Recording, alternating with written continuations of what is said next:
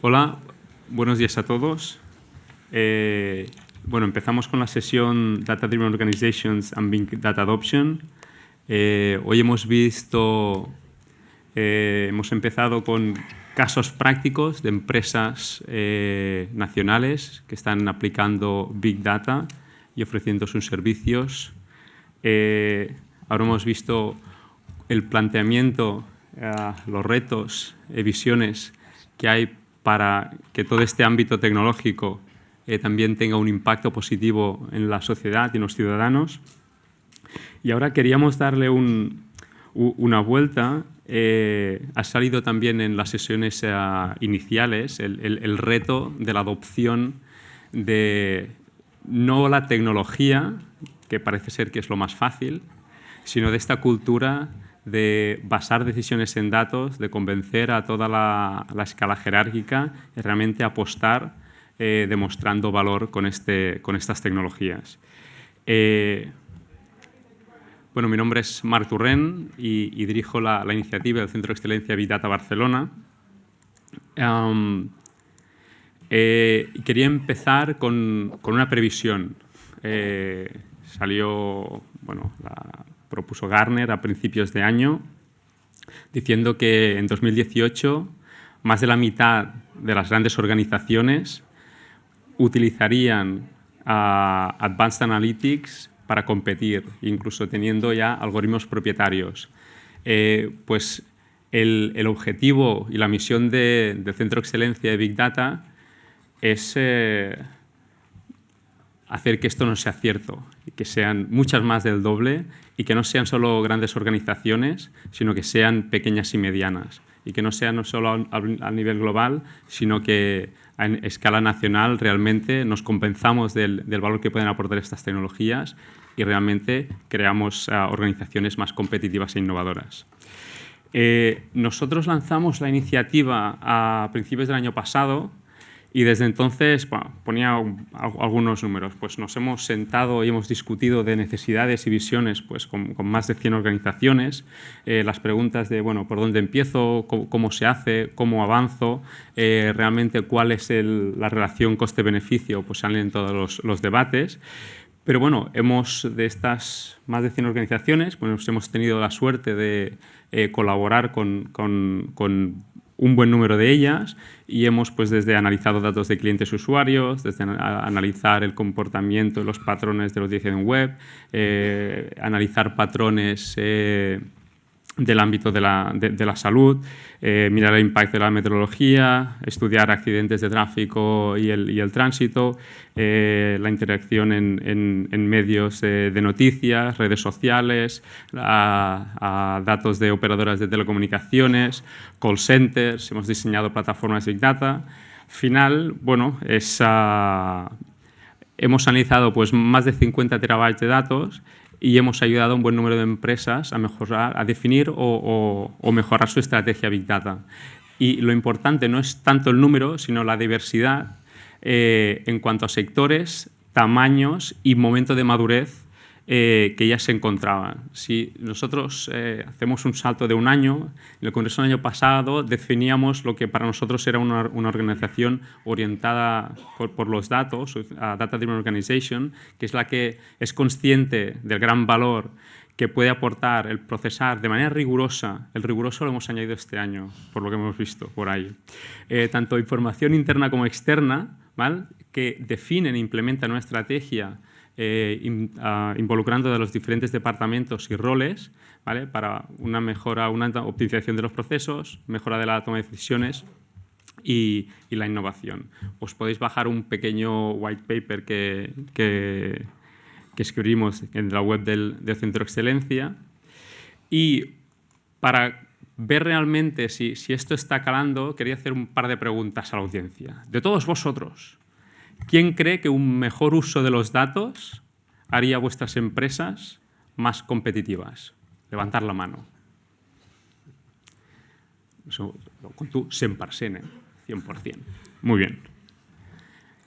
De los que habéis levantado la mano, ¿creéis que encontraríais inversiones que tuvieran un ROI positivo?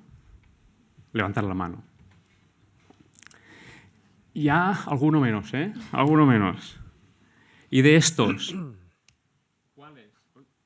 ¿cuáles, con lo que habéis visto y esperáis ver aquí, os habéis convencido y sabéis los próximos pasos y al llegar a casa esta tarde doblaréis el presupuesto de Big Data el año que viene? 1, 2, bueno, oye, pues os he traído a 4 impulsores para acabar de convencer al 99% de la audiencia, o sea, tenéis trabajo.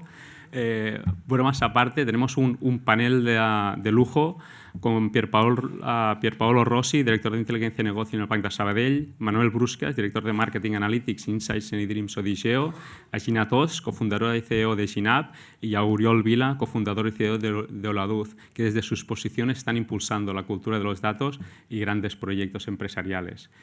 Sin más dilación, pasaré la palabra. Antes decir que les he pedido que se presenten ellos y a sus organizaciones.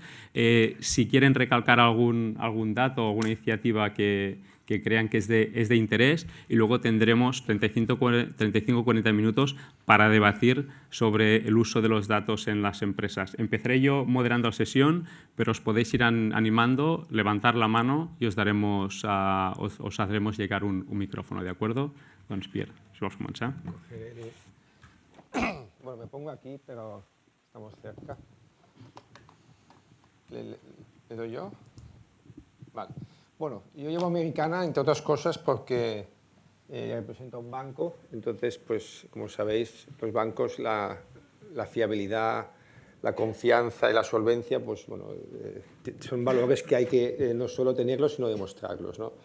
Bueno, presentarme, yo creo que, como decíamos antes de la sesión, yo creo que hoy en día el acceso a la información, LinkedIn, podéis cada uno ver los que estamos aquí en nuestro pasado.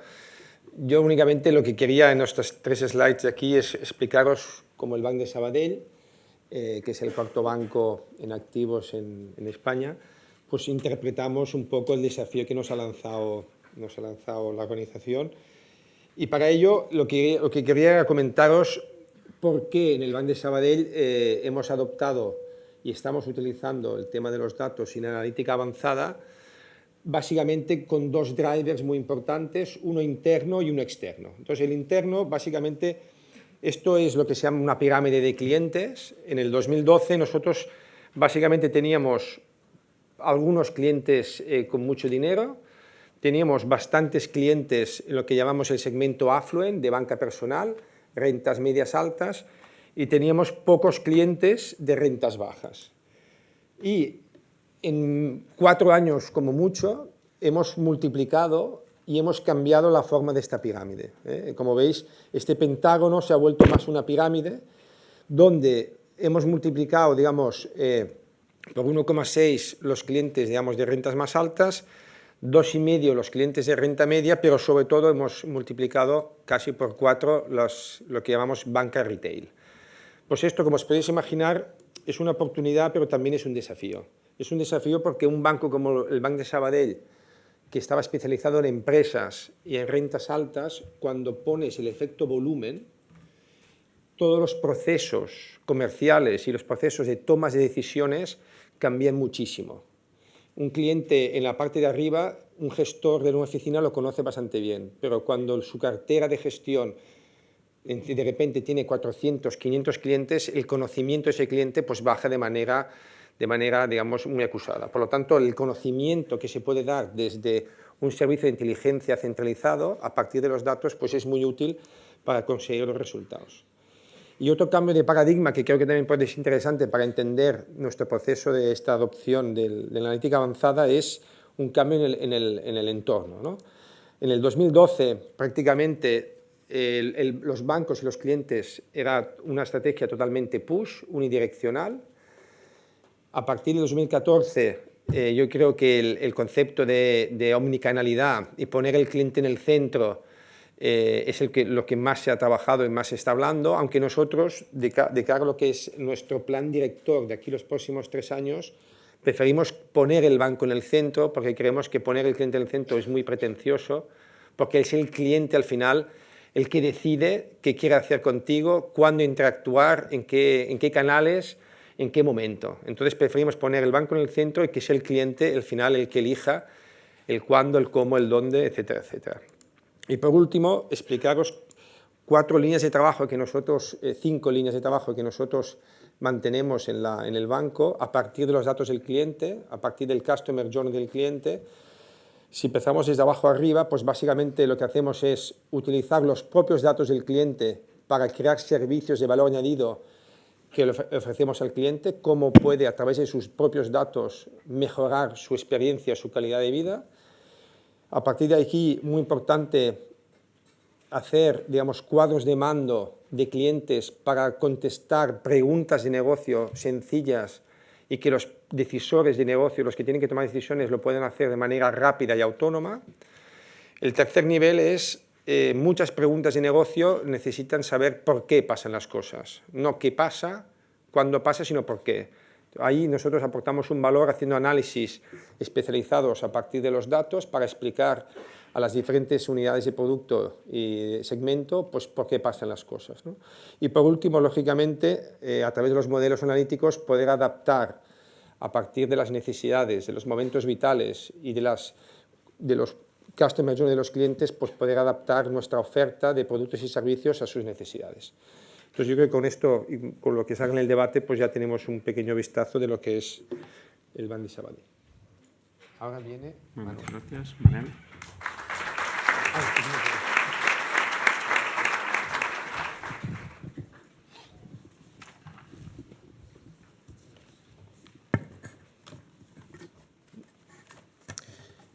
Buenas. Yo voy a empezar con una confesión. Hace muchos años, hace algunos años, cuando se me acercaba alguien y me hablaba de Big Data, de Analytics, yo me ponía muy contento. Incluso tenía tendencia a abrazar a la persona, ¿no? Porque era realmente algo que llevo muy dentro. Hoy en día he cambiado, supongo que he madurado, y cuando se me acerca alguien y me habla de Big Data, me pongo un poco nervioso e incluso se me activa el sentido arácnido. No sé si os ha pasado que cualquier proveedor viene a veros y dice, tengo una solución Big Data, o hablas con cualquier directivo, ejecutivo, lo lees en la prensa, estamos trabajando en proyectos Big Data, o es amigo de la universidad que hace tiempo que no ves, y te dice, sí, en mi empresa estamos en una transformación absoluta, apostamos por el Big Data, el Real Time. Y dices, pero tú vendes sal, ¿verdad? Y dices, sí, pero Big Data, Real Time, ¿no? Entonces, por eso digo este nerviosismo, y es un poco como Alicia en el País de las Maravillas. No sé si tenéis presente la escena en la que sale Humpty Dumpty, que es este huevo con patas, y se pone a discutir con Alicia, y hay un momento en el que Alicia dice, oye, Humpty, pero eso no significa esto. Y Humpty dice, esto significa lo que yo quiero que signifique. Y un poco pasa esto con Big Data, ¿no? Esta es mi primera, digamos, observación. Dicho eso, no me gustaría que me malinterpretarais. Adoro los datos. Llevo 17 años trabajando con datos, o bien los torturo, o bien susurro los datos, pero me encanta trabajar con datos, tanto en mi época de consultoría, como últimamente he trabajado como responsable de Analytics en empresas como Vistaprint, Desigual, y desde hace un mes en eDreams ODIGEO. Permitidme, por tanto, que no voy a hablar mucho de eDreams ODIGEO, porque solo llevo un mes allí. Aún así, insisto, mi pasión por los datos es tal que además también impulso un proyecto que se llama BCN Analytics, creado hace 2 años entre varias personas, que lo que queremos es convertir Barcelona en un hub de Analytics. Pero volviendo al punto, los datos me encantan, pero el dato no es la finalidad, y por eso cuando hablamos de Big Data, a mí me gusta hablar más de Big Insights. O sea, al final el dato tiene que estar al servicio del negocio. Esto es una pirámide donde tú tienes los datos, los transformas en información, y en la cúspide, muy importante, tienes las conclusiones de negocio, lo que decía Pierpaolo, lo que permite al negocio entender qué está pasando y tomar decisiones. Entonces, cualquier persona que ha trabajado conmigo sabe que repito de forma obsesiva la palabra insight, insight, insight. Entonces, como primera gran reflexión, lo que yo siempre digo cuando me preguntan cómo crear una cultura del dato, tiene que empezar de arriba, tiene que empezar por el director general, el CEO, tiene que tener una visión holística. Si al final me decís, ¿cuál es la empresa más data-driven que tiene en la cabeza? Seguramente pondría Amazon. Lo que hace Amazon viene de la cabeza de Jeff Bezos. Allí no está permitido decir, he crecido mucho poco, he crecido un 5%, un 2%, ¿y por qué? Entonces, esa cultura de datos realmente debe venir de arriba, y por eso, primera reflexión, la importancia de que tenga una visión de negocio. No se trata de tener grandes infraestructuras, invertir en hardware, software, tener data scientists, sí es necesario, pero si no tenéis esta visión de negocio no va a servir para nada, y lo que va a generar, ¿no?, a la pregunta de cuál es el ROI, lo que vais a generar es frustración, con lo cual es muy importante que esté alineado. Y si me permitís el consejo, cuando veáis que eso se acerca a alguien hablando muy deprisa de real time, big data, pues yo me suelo poner la mano en la cartera. Dicho esto, en el debate posterior podemos seguir hablando e intercambiar opiniones.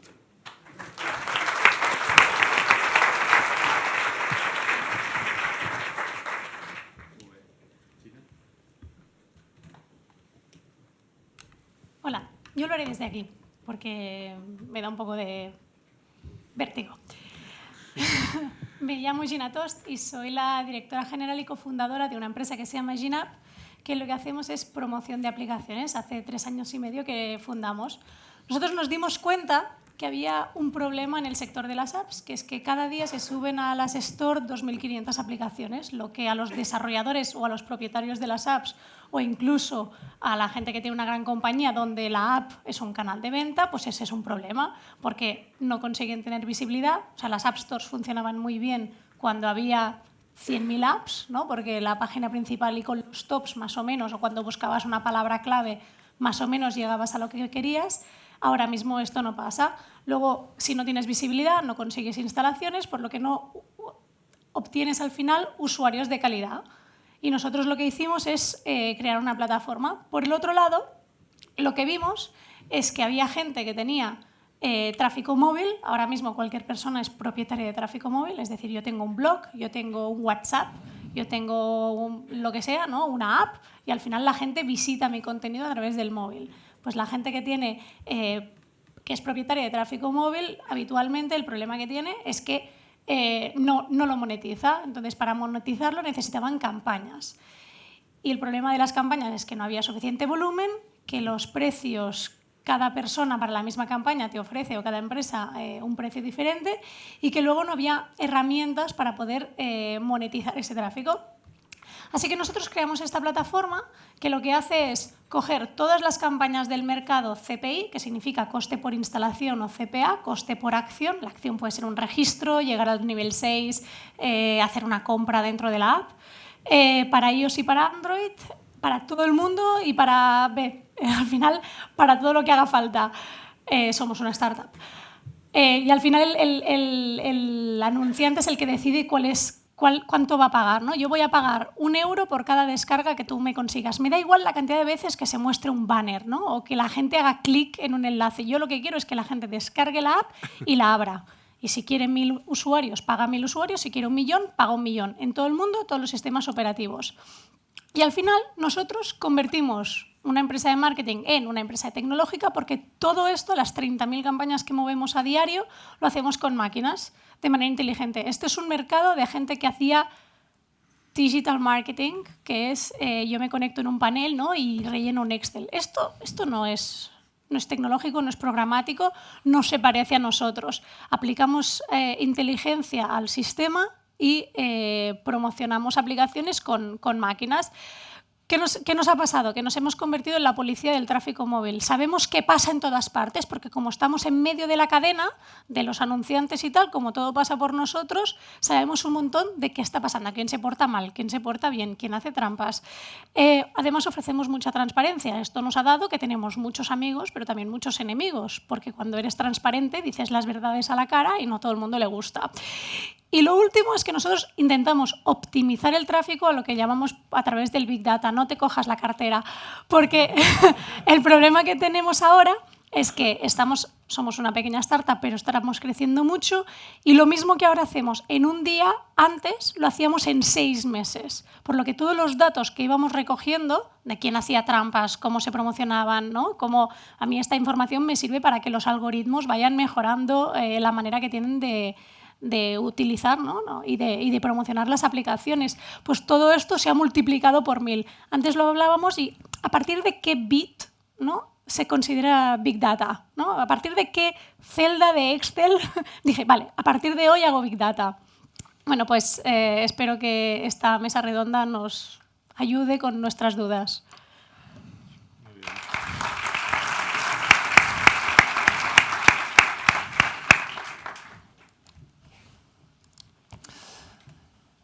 El 12 del 11 del 2010, 3 ingenieros industriales creamos una compañía que se llamaba Clidom Energy.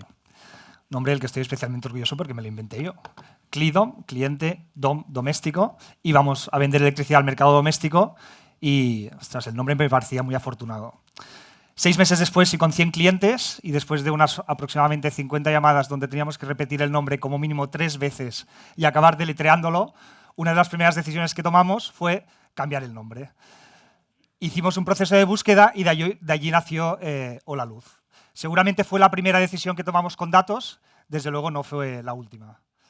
5 años, 10 meses y 24 días después, es decir, hoy, somos 100 personas, somos más de 70.000 clientes y Hola Luz ofrece precios justos, un trato muy cercano, energía 100% verde y sobre todo estamos muy comprometidos con todo lo que hacemos. Entonces, primera reflexión, Big Data. ¿Nuestro sector es Big Data o no es Big Data? Yo no lo sé. Yo simplemente os quería poner 4 números por si después queréis entrar. En nuestro sector lo primero que nosotros tenemos son 70.000 clientes y muchísimos usuarios cada día visitan nuestra web. Y lo primero que queremos es conocerlos. Cuáles se descargan las facturas, cuáles no, cuáles nos envían lecturas, cuáles interactúan con nosotros, quién llama al call center, quién escribe, quién nos envía un WhatsApp, quién nos envía un chat, cómo navegan por nuestra web, qué hacen. Y solo esto ya genera un montón de datos. Pero después tenemos nuestros datos propios del sector. En el sector eléctrico, en España, hay 27 millones de clientes que como mínimo envían entre 1 y 18 lecturas cada mes desde hace varios años. Y desde hace menos años, aproximadamente el 80% de estos clientes ya tienen contadores inteligentes, lo que significa que recibimos entre 1 y 3 datos horarios para todos ellos. Además, tenemos los datos de entorno. Pues tenemos datos de temperatura, datos de nubosidad. Nosotros trabajamos tanto con generación para nuestros clientes como con producción. En fin, yo no sé si es Big Data o no es Big Data. Lo nuestro no es real time, eso seguro que no, eso lo tengo claro. Lo que sí que tengo claro es que en nuestro sector, que es un sector de margen muy bajo, un 5% de margen industrial, el ser detallista, el analizar los datos, el rascar todo lo que se pueda, hace una diferencia enorme. ¿Y qué hacemos nosotros con los datos? Esta frase, aunque no lo resume todo, es una de nuestras favoritas. Lo que no se mide no se puede mejorar. Creemos a ciegas con ello. Básicamente hacemos 3 cosas. La primera es dar valor a nuestros clientes. Es decir, con todo esto, el sector eléctrico tiene otra cosa y es que es muy antipático. Hablar de kilovatios hora, hablar de contadores, es algo que a los clientes ni les gusta ni les llega, con lo cual cocinamos los datos y se los intentamos entregar a los clientes para que vean valor en ellos, ya sea tomar decisiones de comportamiento, ya sea cambiar de tarifa o demás. Tomamos decisiones estratégicas, si queremos lanzar nuevos productos, si queremos cambiar nuestra estrategia de compra y después operacionales. Al final, cada una de las decisiones, un poco como lo que decía de Jeff Bezos, oye, he crecido más, he crecido menos, datos, tráeme datos y lo hablamos. Como os decía, 12 del 11 del 2010, 3 ingenieros fundamos esta compañía. 2 cosas muy importantes que teníamos en mente, una era los datos y la otra era vender. Los que creamos empresas estamos siempre vendiendo. Y antes de entrar me han dicho, ostras, Oriol, ¿y este tipo de charlas a las que vas, te funcionan, no te funcionan? Y digo, mira, hay 2 KPIs con lo que lo vamos a medir. Una, si me invitáis el año que viene, que esta estará bien. Y 2, cualquiera que se dé de alta con HLZ BIC, pues tendrá 30 euros de descuento en su próxima factura. Con lo cual, vamos a ver si funciona o no funciona.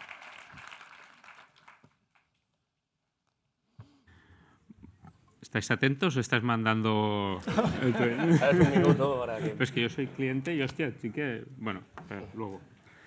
Bueno, como os decía, un auténtico lujo tener a estas 4 personas hoy con nosotros.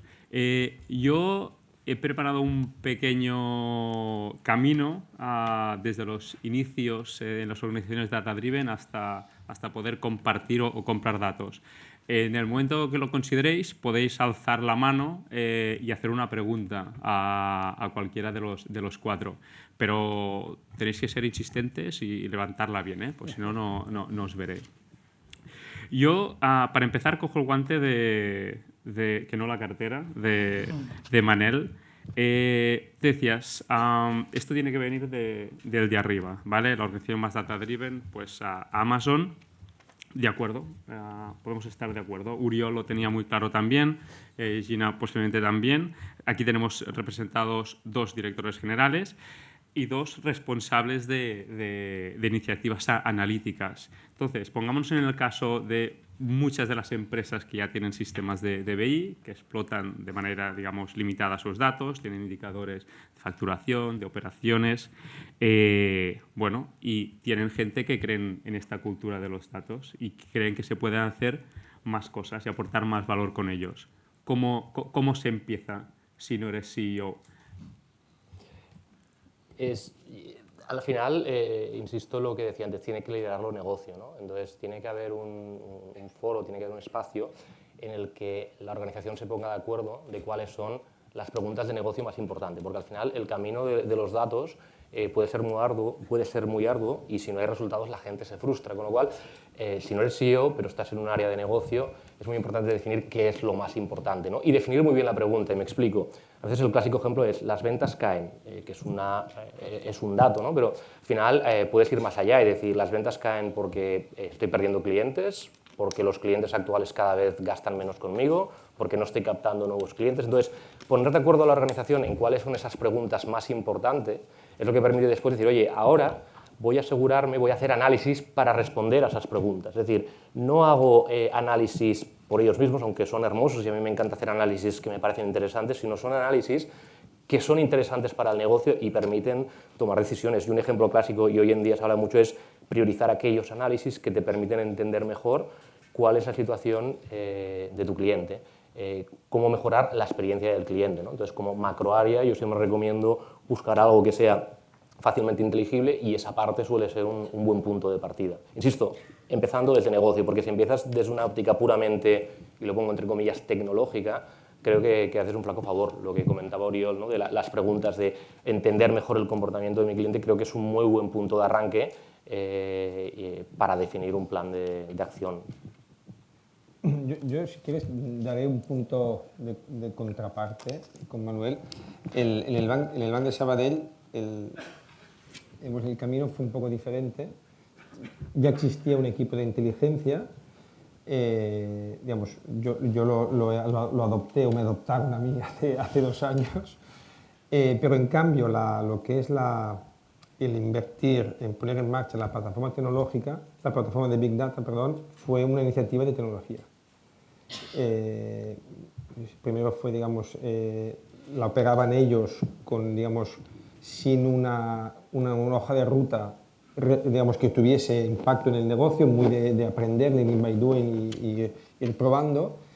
Y fue, digamos, al cabo de 1 año donde empezamos a trabajar conjuntamente, donde, digamos, nosotros crecimos como equipo con incorporación de talento analítico y entonces empezamos a explotar la plataforma que había lanzado tecnología con objetivos de negocio. Y ahí es donde realmente, que es un poco la segunda pregunta que lanzabas tú a la audiencia, donde hemos empezado a demostrar hacia arriba que ese tipo de plataformas que son, digamos, caras, sobre todo en un banco, porque tenemos muchos datos y para poder, digamos, transformar esos datos en información, en conocimiento y luego accionar al cliente, necesitas un cambio de procesos, la verdad que con una implicación en dinero y en desarrollo muy grande, ¿no? Pero esto ayudó o está ayudando a poder, digamos, poner euros sobre la mesa, poner ROIs positivos y esto está ayudando a que realmente desde arriba del todo aquello que era un poco más una entelequia, pues en PD se está materializando realmente en una hoja de ruta donde tecnología y negocio pues trabajen de la mano, ¿no? Bueno, no sé si queréis, Gina o Oriol, pero dejadme extender un poco entonces la pregunta. Hemos visto las 2 perspectivas, pero entonces, ¿quién es clave que esté en este proceso? Me queda claro que negocio, pero todos los proyectos iniciales para empezar este camino tienen que ser de la mano de tu equipo interno de IT. Te basas en empresas externas. Y luego quería introducir aquí el rol del so-called Chief Data Officer. Muy bien. ¿Quién es en empresas grandes o en empresas pequeñas el estratega de los datos? En mi caso, que somos una empresa pequeña, todo un poquito lo hacemos entre todos, pero en este caso concreto sí que fue tecnología. Es decir, en el momento en el que nosotros gastamos un montón de dinero en infraestructura, ¿no?, para guardar todos estos datos, y que tener muchos datos no te aporta nada, sino lo que te aporta es poder leerlos, trabajarlos, ¿no?, como si fuera plastilina, para poder tratar de sacar todo el jugo para luego poder aplicarlo a negocio, es cuando, ¿no?, cuando la cosa funciona. En este caso fue la tecnología al servicio del negocio. Fue tecnología que dijo, esto que quiere hacer negocio no se puede hacer hasta que no se haga un tratado de los datos correctamente. Hasta. Entonces, a partir de aquí, pues, vale, ¿y esto nos hará crecer? ¿Esto será una buena inversión como negocio? Sí, pues adelante, y tiramos adelante. Yo creo que una empresa pequeña va muy por fases. Al principio es un poco como decía Gina, nosotros no empezamos con el equipo tecnológico, es decir, cada equipo un poco se cocinaba lo suyo. Yo diría que hoy en día hay un montón de herramientas que facilitan mucho esto, es decir, que de forma individual analizar qué ocurre. Un ejemplo muy típico, MailChimp. Ostras, tú MailChimp lo usas, envías, sabes quién lo ha abierto, quién hace clic, con qué horas y demás. Aquí ya sí que una cosa de la que te das cuenta rápido es qué equipos son data-driven y qué no, o qué personas son data-driven y cuáles no. En una empresa pequeña es igual de importante que el CEO crea en ello, con CEO soy yo, creo en ello, esto está solventado, pero a medida que vas bajando tampoco es tan sencillo, porque hay gente que es mucho más orientada a datos y gente que es mucho menos. La complejidad empieza a venir cuando o usas aplicaciones propias donde la explotación de datos no es tan evidente, y aquí empieza a entrar el equipo técnico, o cuando empiezas a usar múltiples plataformas que no se conectan entre ellas, lo cual hoy en día también, muchas de ellas, la interconectividad entre plataformas ha avanzado mucho. Y yo te diría que nosotros, el Chief Data Officer, aunque no tiene este nombre, pero después de 5 años hemos empezado a trabajar con este concepto y con una persona o un equipo que ayuda al resto de equipos a ver los datos, a cómo explotarlos y demás, desde hace 6 meses, después de 5 años. Y ahora sí, con la complejidad que tenemos de plataformas, pues el equipo técnico está totalmente involucrado y, salvando mucho las distancias, pues con un gran banco o un Odigeo, pues también estamos en esta fase ahora de trabajar, y muchas cosas que hemos ido haciendo a pedacitos, pues oye, ya utilizar otro tipo de herramientas que aglutinen muchas de ellas, a lo mejor pierdes alguna funcionalidad, pero sí que la explotación de los datos pues se vuelve mucho más sencilla y es una de las cosas que más valoramos. Yo solo quería puntualizar una cosa y también lo del Data Office.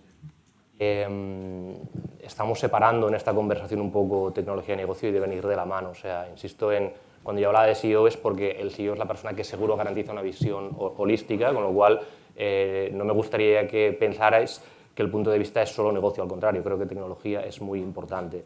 Dicho eso, la pregunta del Chief Data Officer, yo de hecho desde hace 3 meses vengo participando en una ronda de debates en un foro, y al final hay un debate, una cosa es Chief Data Officer, Chief Analytics Officer y Chief Insights Officer, ¿no? Y al final vuelvo a lo de Humpty Dumpty, o sea, las palabras pueden significar lo que nosotros queramos que significa, lo importante es ver qué hay detrás, ¿no? Entonces, si por data hablamos del data governance, del business intelligence, creo que es una cosa. Si lo que hablamos es de quién se encarga de asegurar que esos datos se transforman en conclusiones, es otra cosa. Entonces, creo que es muy importante en este tipo de debates, y no es por ser muy puntilloso en las palabras, pero sí en entender qué entendemos por data o qué entendemos por analytics. Y creo que son debates necesarios para asegurar que después, cuando se define cómo te organizas y cómo estructuras el trabajo, lo haces asegurando que todo el mundo entiende lo mismo cuando hablamos de Chief Data Officer, porque en realidad, y os lo puedo asegurar, en el mundo de las empresas,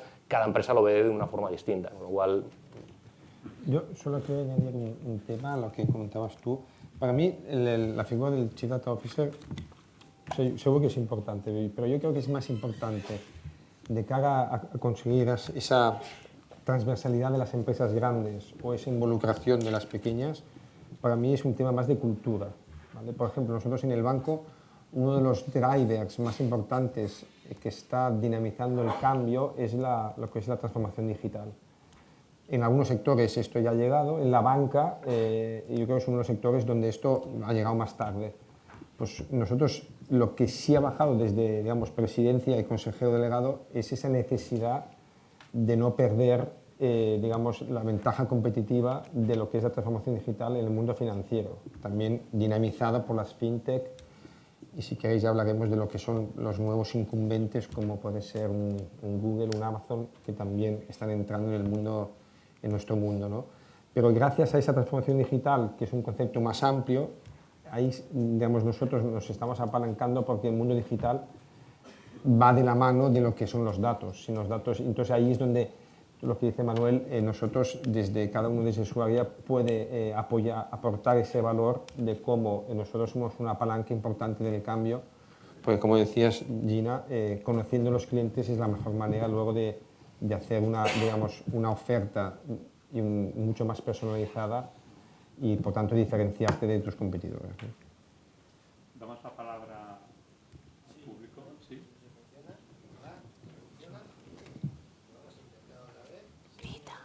Bueno, pero te oímos, creo. Sí. Yo tengo un micrófono que no sirve para nada, pero... Levántate y habla. Lázaro. Hay una frase que me ha gustado mucho de Uriol, que ha dicho, hoy mira, ha llegado la voz. Hola, Luz. Que ha dicho, intentamos dar datos a nuestros clientes que les aporten valor, ¿vale? Y hemos hablado aquí mucho de alineación con negocio, de objetivos estratégicos, pero yo lo que encuentro muchas veces a falta, tanto en grande como en pequeña compañía, es la definición de la percepción de valor, ¿vale? Lo que en Lean se habla de la voz del cliente. Y eso muchas veces ahí veis que pone Data Driven Organization, pero ahí creo que le falta el value, es decir, el valor. Muchas veces nos centramos en el dato y en los objetivos, pero no en la percepción del valor. Y mi pregunta es, ¿en vuestras organizaciones se ha definido qué significa valor?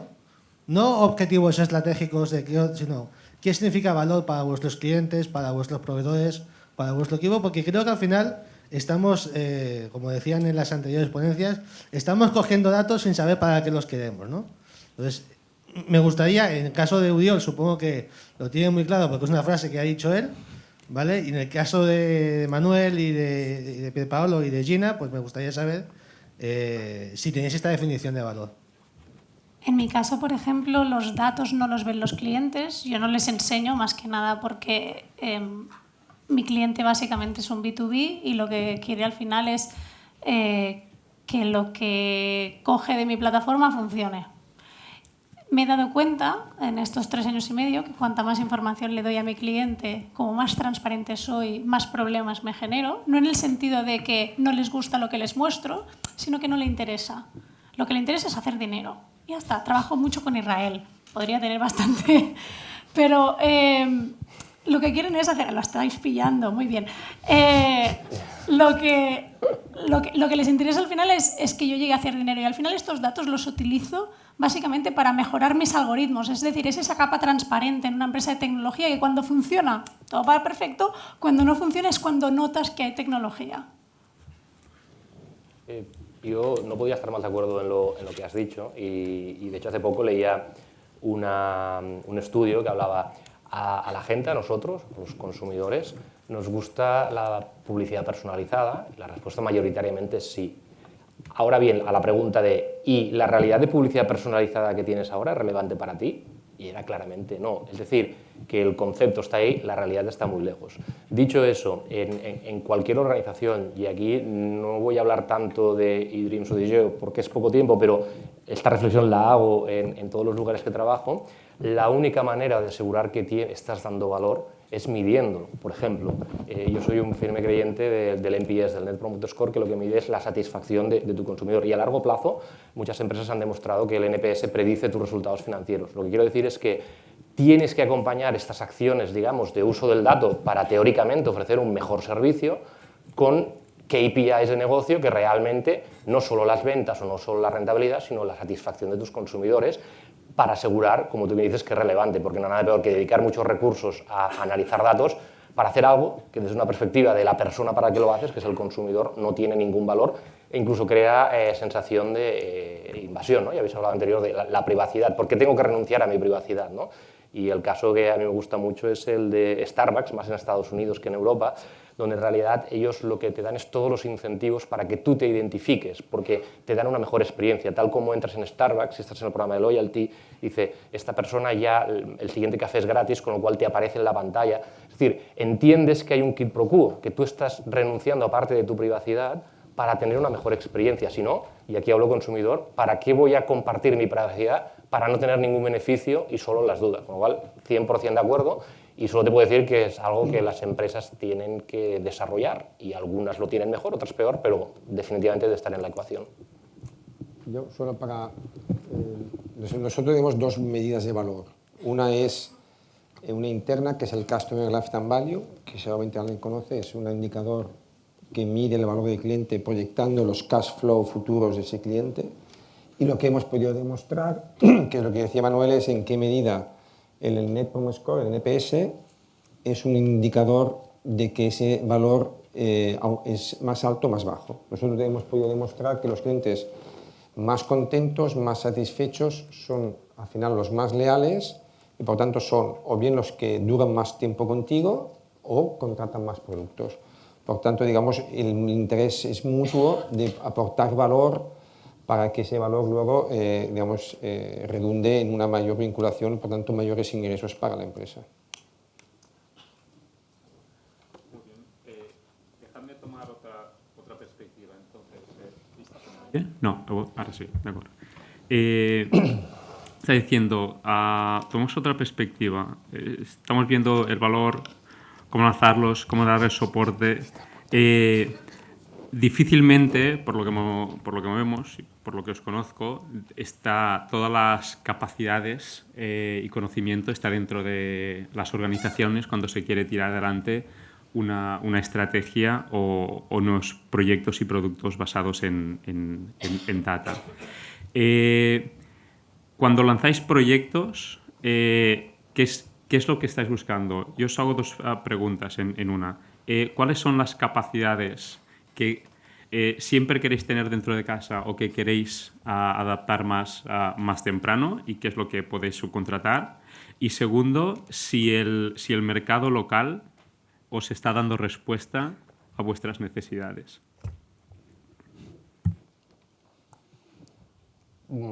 Para mí, a lo que nunca renunciaría es a tener el talento en casa. Creo que todas aquellas personas que al final son las que van a transformar la materia prima, los datos, en algo útil, eso me parece lo más relevante y es lo último que tendería a subcontratar por el valor que tiene. Evidentemente cada organización es un mundo, pero eso es lo primero. Y evidentemente estamos en un momento en el que en Barcelona ciudad hay más demanda de ese tipo de talento que oferta, lo cual es fantástico para los profesionales que nos dedicamos a esto. Pero en realidad a las empresas, cuando tú estás pensando en cómo crear un equipo de analytics y data, pues realmente te encuentras que es un mercado donde ahora mismo hace falta gente, lo cual creo que en el fondo es buena noticia para Barcelona, y lo digo con lo que os decía de BCN Analytics. O sea, el hecho de que haya mucha necesidad de talento es una buenísima noticia porque significa que tenemos la oportunidad de crear empleos de alta calidad aquí, en un contexto económico que es el que es, y por tanto lo veo como una magnífica oportunidad el ver que ahora hay más demanda de talento que oferta de talento.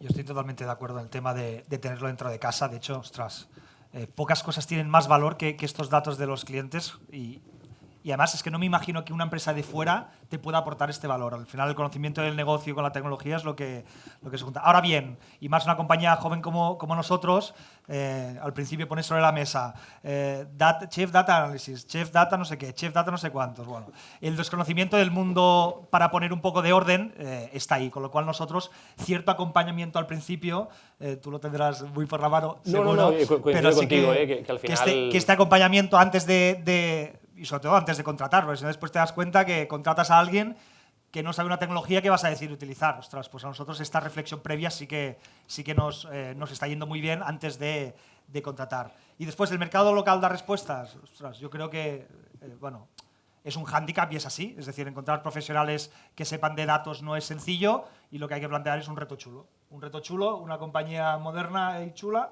y es la única manera de hacerlo. Y al final me imagino, bueno, yo mismo he visto pues mucha gente con propuestas encima de la mesa de compañías mucho más grandes que nosotros, pues que han preferido pues, un modelo más pequeño, donde lo tenían todo por hacer, donde tenían conexión directa con el CEO, donde sabían que se iba a apostar por esto, donde sabían que el presupuesto iba a ser más limitado, pero además que lo que se podía hacer con los datos era brutal, con lo cual pues hay que ser imaginativo, hay que poner retos chulos sobre la mesa, pero es difícil.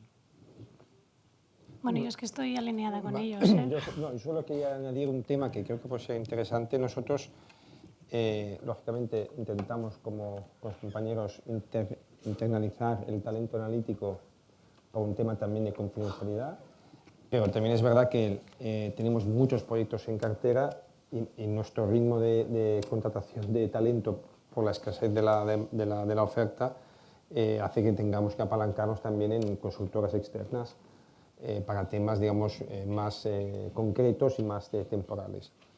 Yo quería añadir que para mí también es un tema importante la colaboración en red. Nosotros trabajamos con la Universidad de Barcelona, donde estamos haciendo un posgrado en Big Data y Marketing Intelligence, donde los alumnos trabajan con datos del banco. Estamos trabajando con el IES para hacer investigación académica basada en nuestros datos. Estamos trabajando con diferentes instituciones, también con proveedores, porque al final yo creo que es muy importante que, aunque tú seas muy especialista en tu sector, hay otros sectores, la tecnología avanza mucho, las herramientas también avanzan mucho, y yo creo que es bueno estar, digamos, siempre en contacto con el estado del arte, no solo localmente, que creo que Barcelona se está erigiendo como un hub muy potente en todo lo que es Data Science y Advanced Analytics, sino también en el resto del mundo, porque creo que tenemos mucho que aprender y cuanto más trabajes en red, yo creo que pues mejor para todos. Estamos llegando al límite de nuestro tiempo, ¿sí? Oh, vale, ok. Pregunta breve, por favor, respuestas concretas. ¿Va a hacerlo funcionar? Sí, ahora sí. Bueno, me preocupan un poco los algoritmos que hay por encima de esos datos, ¿vale? Y cómo está conectada la Data Driven Company con la RSC. En el caso de Oriol, pues casi lo tengo claro, ¿no? Porque lo que estamos viendo en los algoritmos es que, por un lado, cada vez se alimentan de un volumen de datos mayor, su latencia también es cada vez más corta, estamos pasando de aceptar una latencia mensual como algo normal y en el otro espectro tenemos los algoritmos de alta frecuencia, y esos algoritmos cada vez además tienen más independencia, ¿no? Desde algoritmos que se ejecutan solo para Business Analytics a algoritmos que les estamos dando dinero para poder hacer cosas, y en un momento dado pueden llegar a tomar la decisión independiente de ponerse cortos contra un país, ¿no? Entonces, antes se ha mencionado un concepto muy interesante, que era el concepto de policy. ¿Cómo están conectados el gobierno de esos algoritmos con la RSC de las compañías? Y si estamos pensando en una institución supervisora de esos algoritmos que garantice la ética de los mismos. Igual es una pregunta un poco compleja, bueno, perdón. Yo te puedo explicar, porque no solo Bueno, no ha sido breve, pero es muy interesante. Sí. Yo te lo puedo explicar en el caso del banco, no solo porque lo vivo, sino porque además lo sufrimos. Nosotros tenemos un departamento de asesoría jurídica, otro de cumplimiento normativo, otro de compliance, seguridad tecnológica, y seguro que me dejo alguno. El nivel de rigurosidad que nos exigen en todo nuestro día a día es brutal. Digamos, el acceso a los datos nosotros es totalmente anónimo. Mi equipo no quiere que tenga acceso a DNIs, primero porque no aporta valor y así evito que haya tentaciones. Luego, lógicamente, cuando lo enchufamos al CRM, ahí, digamos, se hace el matching y entonces, lógicamente, se hace la oferta personalizada a la persona concreta. Y ahora acaba de salir una nueva normativa a nivel europeo donde la exigencia es extrema. En el mundo financiero, básicamente por la ley del péndulo, los últimos años, los excesos de los últimos años ahora van acompañados en que cualquier tipo de intento de venta de un producto que tenga, digamos, algún atisbo de producto complejo requieren de una serie de pasos previos, de test de conveniencia que tiene que firmar el cliente a sabiendas. Incluso hay productos que nosotros sabemos que no se pueden ofrecer a clientes determinados aunque los pudiésemos vender. Pero eso ya es una decisión del banco porque, digamos, intentamos buscar un equilibrio, un trade-off entre una posible venta y que ese producto tiene un cierto riesgo y hay personas, por ejemplo, de una cierta edad que no tiene sentido ofrecerles, aunque los pudiésemos ofrecer.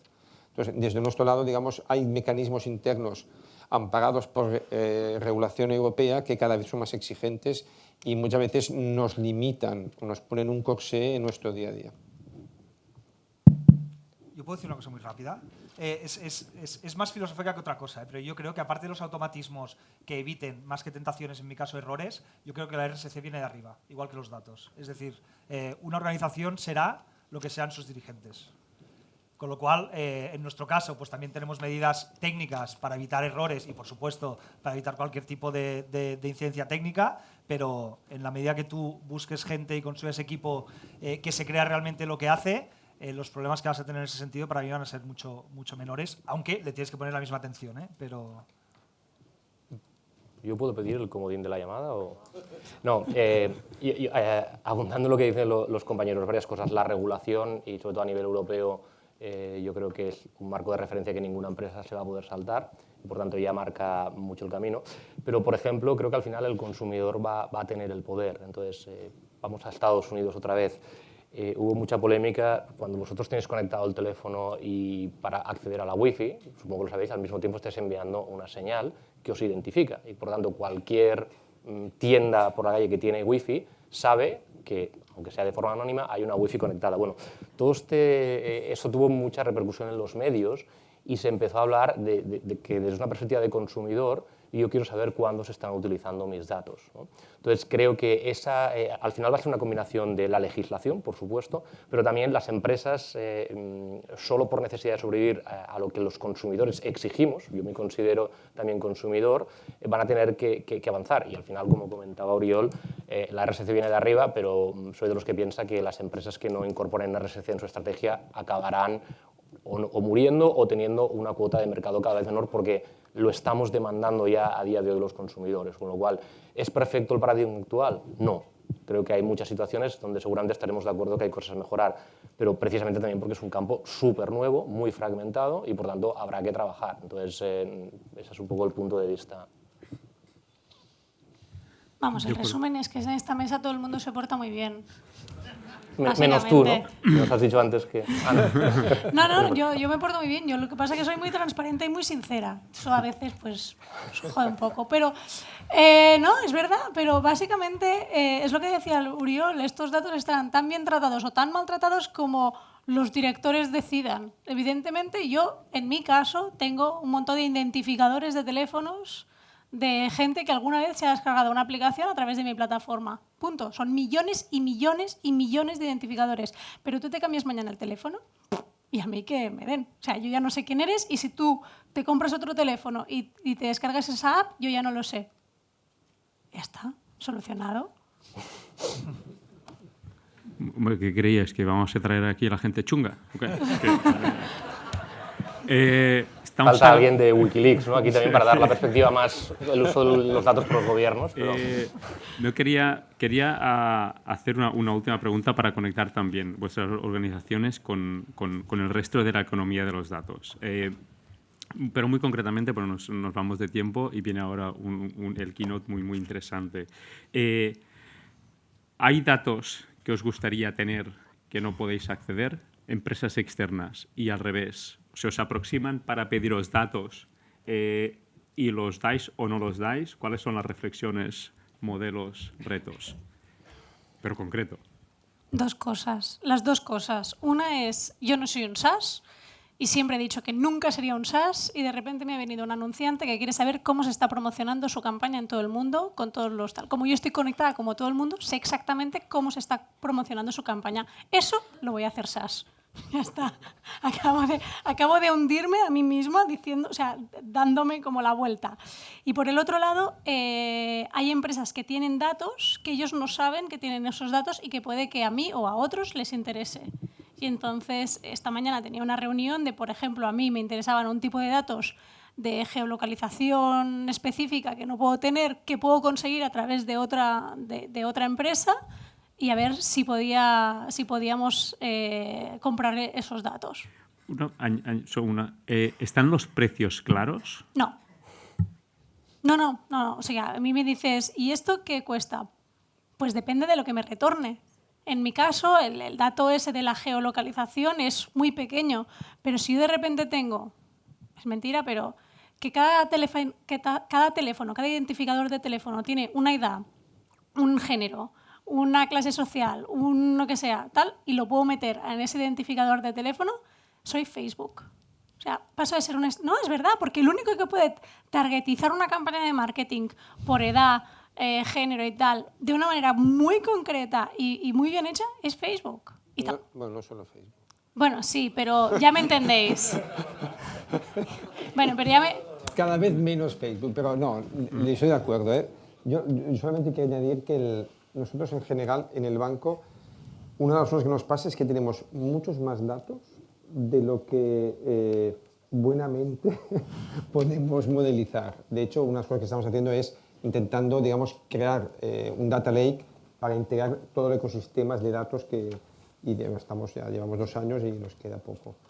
Pero en nuestro caso, por ejemplo, nosotros tenemos datos externos, públicos, que hay empresas que son capaces de aglutinarlos, ponerle una capa de valor y los compartimos con nosotros, pero justamente por lo que he dicho antes de la nueva normativa europea, nos es muy difícil poder utilizar datos de clientes si no tenemos el consentimiento explícito de los clientes. Y entonces, para mí, eso es un poco de contradicción, digamos, en una tendencia a cada vez compartir más datos, cuando la nueva normativa nos exige que los clientes firmen ex proceso ese consentimiento. Entonces, bueno, eso es algo que en algún momento pues, habrá que dirimir, ¿no? Yo creo que hay 2 cuestiones, 2 velocidades. Una es los datos que ya tienes, asegurar que los explotas, y yo no daría por sentado, un poco lo que decía Pierre, que muchas veces las organizaciones no nos damos cuenta de la gran cantidad de información que tenemos y no estamos analizando. Dicho eso, y como máxima incluso vital, siempre quiero más. Es decir, me parece muy relevante, y ahora hablo del sector de travel, pero puede afectar a cualquiera, cómo impacta la meteorología, ¿no? en la demanda. Es decir, si tú quieres hacer una predicción de demanda, pues va a ser muy interesante entender cómo la climatología afecta a las rutas y a los vuelos, ¿no? Con lo cual, desde un punto de vista conceptual, tener más datos siempre es algo apetecible, pero insisto en las 2 velocidades. Primero, asegurar que lo que ya tienes lo estás explotando para que la siguiente capa que añades no sea redundante, sino que te añada algo que estás seguro que tu ecosistema actual de datos no te permite responder. Nosotros compramos y vendemos energía y los datos los tenemos sagrados, no lo siguiente. O sea, esto en cuanto a los de nuestros clientes. Y datos externos, pues un poco como él. Sé que hay muchas bases de datos, pues temas temperaturas, temas climáticos. Para el tema del consumo, pues os podéis imaginar que son también muy relevantes, y algunos más. Pero lo que te aseguro que no hacemos y nunca vamos a hacer es vender datos de clientes. Yo diría que en nuestro caso nos jugaríamos el negocio, con lo cual el precio, ya te lo digo, no existe el precio en nuestro caso. Muy bien, pues lo dejaremos aquí. Espero que ya se han sido útiles las 4 diferentes y valiosas perspectivas de nuestros ponentes. Muchas gracias a todos. Damos paso a la siguiente sesión.